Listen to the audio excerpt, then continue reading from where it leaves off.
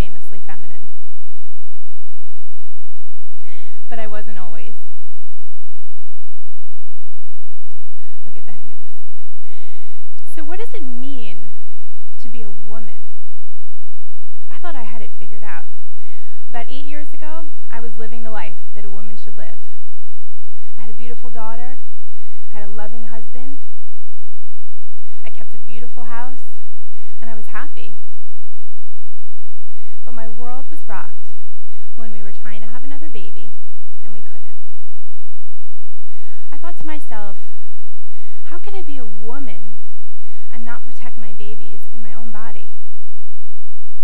How could I be a woman and feel ashamed, be depressed, withdrawn?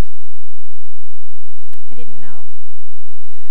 But I did know that if I wanted to embrace my femininity, if I wanted to rediscover it, then I needed to find beauty again in the world. This was a need, you guys. It was not a want. I needed to find beauty. How am I supposed to raise a beautiful daughter to be a beautiful woman if I didn't know how to do it myself? So naturally, I went out and I bought a camera. And the camera was such a great tool for me. It allowed me to see the world. It allowed me to observe everything that was happening and hide from it at the same time. I got to see other people's smiles, other people's memories, everybody else's laughter. I photographed a few weddings, photographed a few kids, and then one day, somebody asked me to take boudoir photos of her, and it changed my entire life. You see, most people think that boudoir photography is about sex. It's about women flaunting their sexuality, about women being objectified. Some people even see it as disgusting, but I don't. I see it as a woman celebrating her femininity, her unique femininity, without any shame whatsoever. Not shame from the outside world, and not shame from herself. I was full of shame during that time. I started booking clients pretty quickly, as this was an upcoming trend. And I saw these women, they would send me pictures of themselves, and I thought, man, these women have their shit together.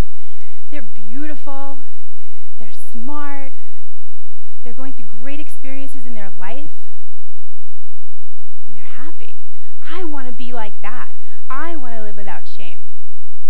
But it wasn't until I started meeting them that I realized they too had their stories, and they too had their shame.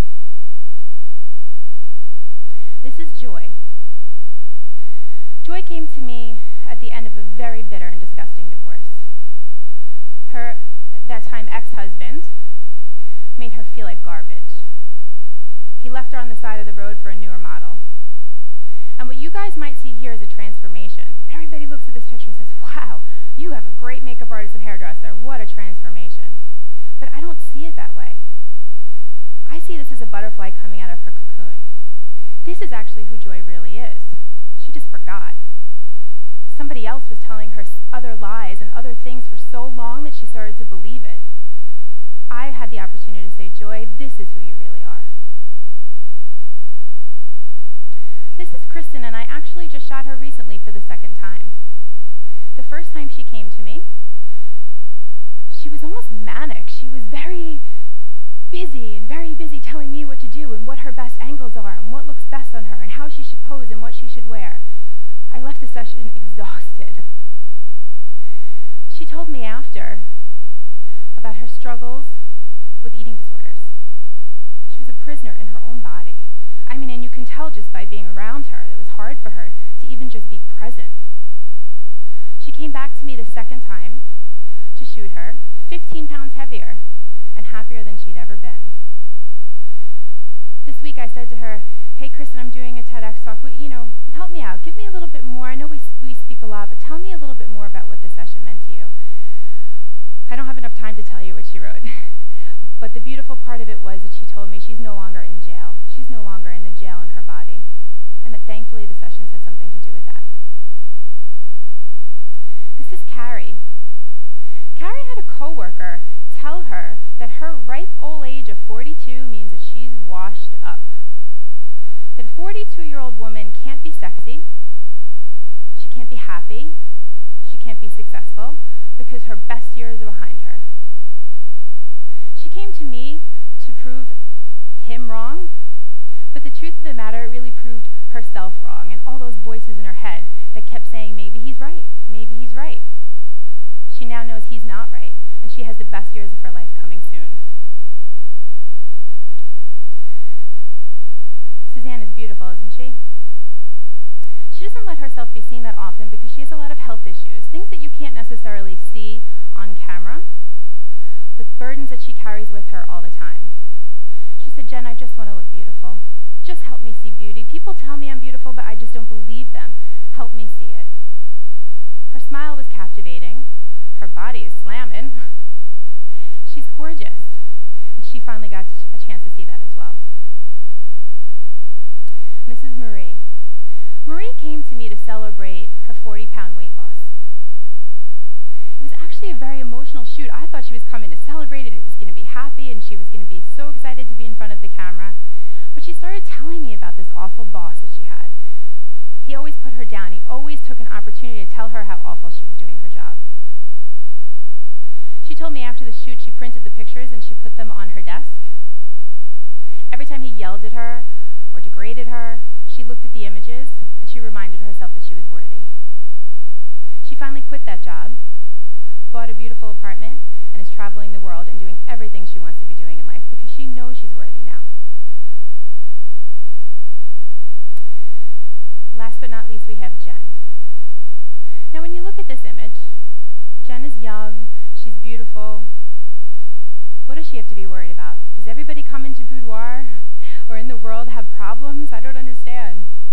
But the truth is, there's a common thread. We all want to find happiness. Jen may look beautiful and happy, but at her young age, she's a widow. Her husband died tragically. At the time, she had an 8-year-old daughter, and she wrote to me and said, Jen, please help me find my smile. I haven't smiled in years. How do I raise a daughter if I don't know how to smile? So we found it. I have good news for you guys. I'm a pro photographer, but you don't have to be a pro photographer to make a woman feel amazing. In fact, a lot of you are going to do it without cameras. But in this day and age of social media, I mean, we hear everybody here talking today about likes and affirmations. Don't you want to make people look good, even in the pictures you take with your cell phone? I'm going to give you guys 5 tips to make women look amazing in photos and feel amazing when they see them. The first one is chin out and down. Somewhere along the line of women being born, we get a handbook, and in the handbook it says, to be a woman, you need to raise your chin every time somebody takes a picture of you to avoid a double chin.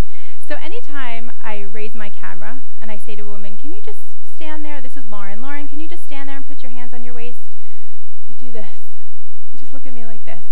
Now, she looks beautiful. She's a beautiful girl, but when I ask her to stick her chin out and down, almost like you're pointing to the floor with your chin, you guys see that? It's a little slight movement. You don't want to go too far, or else you have no neck. A little slight movement. It makes her eyes look bigger. It makes her neck look better. You see, guys, I don't believe in slimming somebody down all the time. I believe in making them look as good as they look in real life, if not better. Of course, I'm always aiming for if not better, but we want to at least make them look as good as they look in real life. This way, we don't have to spend all those hours in Photoshop. We don't have to manipulate our photos. I believe in proportion. If I lined 10 women up on this stage right now that were all a size 4, they would all have different bodies. If I lined up 10 women that were a size 20, they would all have different bodies. I don't pose for the size jeans that they wear. I pose for what looks good on the woman specifically. I pose each woman differently. Okay? I look at how each woman is proportioned. In this case, Lauren looks so much more in proportion with her chin out and down. That's what she really looks like. Arms away from the body. This is a really important one. I don't care if she's wearing clothes or she's not wearing a lot of clothing or whatnot, but when a woman stands like this, she looks like a square or a rectangle. In our eye, we're measuring her body from here to here. Right? You guys see that? If you ever see a picture of me on Facebook, which I hope you're all going to be my friends after today, if you ever see a picture of me on Facebook or anywhere, you'll always see I have at least one arm up. Okay? It's changing the shape of my body, and it's making me actually look as small as I really am. This is a perfect example of that. This is Lauren again, and this is the same exact pose. The first one, I just have her standing up against the wall, and she has her arms down. Now, if you squint, she looks like a rectangle, doesn't she? She's just a big rectangle. This would be even worse, like in regular images, if she was wearing a black sweater or something of that nature with one color, she would just be one big black sweater. That's all you would see. So I took this image, I said, this isn't going to work because I don't, she doesn't look so good. I don't see any curves. I'm really all about curves. I always want to see them. So what do I do so I can see her body better? And I just simply asked her to raise her arms up. Now, this might not be a pose that you do every day, but again, in everyday life, maybe just bringing an arm up, maybe bringing two, maybe wrapping an arm around somebody else, and bringing the other arm up. There's a lot of creative ways to do it. But there's so many pictures where people are just kind of standing there and they go, oh, I look so fat, I look terrible. Is that really what I look like? People say that all the time, right? Do I really look like that? No, by the way, Lauren doesn't really look like that, but she does really look like that. Much more flattering. Weight away from the camera. This is a big one. Again, you guys, this is about proportion, not just about making a woman look smaller. In fact, in this day and age, a lot of women don't want to look smaller. It's actually a really beautiful thing. There's like a booty revolution going on in this world right now. So 6 years ago, when people would come to me and say, can you make my butt look smaller? Now they're all saying, can you make it look bigger? So sometimes it's a matter of making something look bigger. It's usually just about making something look better. These two images were taken one right after the other. This is Jackie. And in this first image here, Jackie has her weight toward the camera. All of the weight is put on the leg toward the camera. So if the camera is here, she's putting all her weight this way. And I know that because her leg is straight and the other one is bent. The other one is not holding any weight at all. So I took the image and I said, I'm not sure I love it. And I'll tell you why. Not because she looks curvier, but because one thigh looks much more out of proportion compared to the other one. I want to make sure that they're more even. It's more flattering. So I said to her, Jackie, do me a favor, don't change anything, just push your hips the other way. Just put your weight on the other leg. Really simple, 3-second instruction, if that. And for me, she's much more in proportion in the second image. Her legs look much better. We get a tiny little bit of negative space and a triangle there between her legs, which is a very flattering thing to have compositionally. It's just a very, very small change, but it leads to big results. Hips pushed away from the camera. This is a big one. If you ever watch any runway shows or you look at the celebrity pictures like in Us Weekly, women will be standing, or the celebrities will be standing with their legs crossed like this and their tush pushed back from the waist down. It works backwards too when we have a back shot. Okay, they are taking their hips and they're pushing them away from the camera. Everything away from the camera looks smaller, towards the camera looks larger. So we're slimming a woman out this way. Okay, she should not bend over. This is what we call the fart pose. It's not flattering. We just want a little movement from the waist down. Can you see what a difference that makes in this one? In this image here? In this first picture I took and I went, whoa, this is not what she looks like in real life, and it is certainly not better than she looks like in real life. So I just said to her, do me a favor, bring your hips as far back as you possibly can. And do you see how it changed her body shape even? There's no Photoshop in this, you guys. This is completely body manipulation in photography. You know, there's an expression of the camera adds 10 pounds. I always say that that's not true. It's the photographer that adds 10 pounds. Last but not least, sometimes actually you're the problem. Sometimes you just want to change your angle. Maybe she's in a beautiful pose. Maybe she looks fantastic. You're just not capturing it the right way.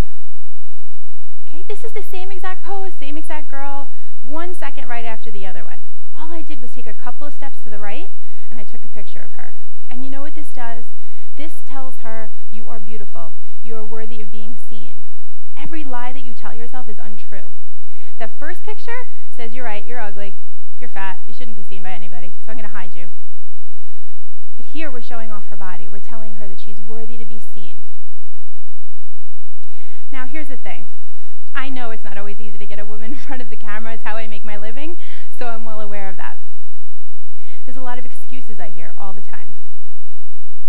I'm too fat. My butt's too big. I have a big nose. What if somebody judges me? I'm not sure I could be that brave.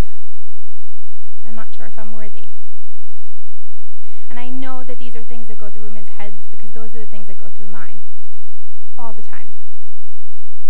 And the truth of the matter is that I shoot boudoir not just to help other women, but it helps heal me and helps me be shameless.